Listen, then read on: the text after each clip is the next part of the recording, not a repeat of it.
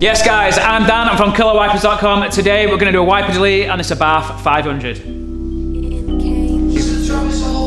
Mate, Just trying to start. Smash! Alright guys, so to start this delete off, we're going to have to remove the wiper arm. We need to pop the trim and take the 13mm nut off to remove the actual arm. Okay, we've removed the wiper arm, and now we're going to remove the trim from the inside. We're going to take our trim removal tool and we're going to pop the clips out. Next, we're going to take our 5mm Allen key and we're going to actually remove the wiper motor. There's two that you can remove, which is the top and the one to the left.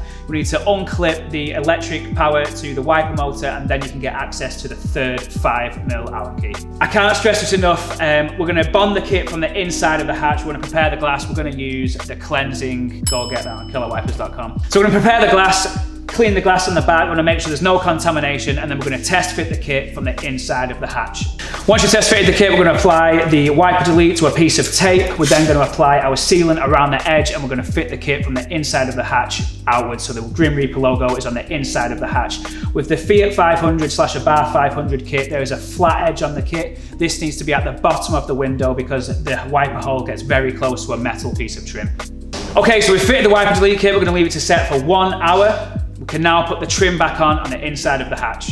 In our previous videos, you might have seen us run a seal around the edge of the kit, but because we've put enough sealant on before we've actually fitted the kit, we didn't have to do that this time. We just wiped it down and it would fit perfectly. All right, and this is the last bit. We're just going to remove the... Right guys, this is the last bit. All I've got to do is just remove the protective film to reveal the finished product.